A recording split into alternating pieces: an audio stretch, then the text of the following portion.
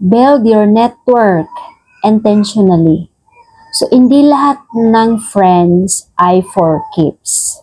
Surround yourself with people who inspire, support, and push you to grow. Quality over quantity. Napakasaya magkaroon ng kaibigan, pero ang tanong, itong kaibigan mo ba to ay makakatulong ba sa'yo? Magdi-drain o sisirain ba ang kinabukasan mo?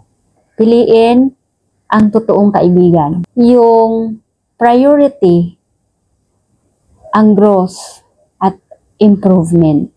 Kumbaga yung walang mga bisyo sa buhay, walang mga addiction. Kapag napunta ka doon sa isang kaibigan na naglalasing, naninigarilyo, o anong bisyo na tinatahak, sugal, sabu, o ano pa.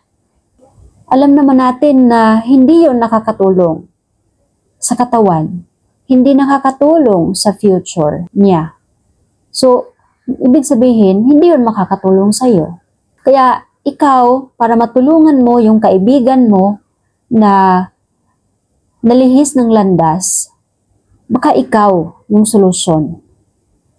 Baka ikaw yung way na mabago rin ang buhay nila.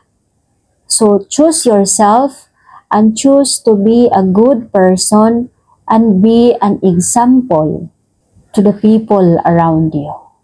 I know, ang journey ng self-improvement ay hindi madali. Minsan malungkot, minsan masaya, pero ang importante ay wag na wag kang tumigil.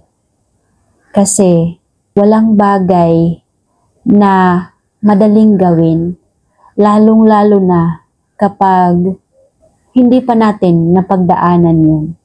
Mahirap talaga. Pero kailangan natin magkaroon ng patience, maging strong, para maisulong mo yung improvement ng buhay.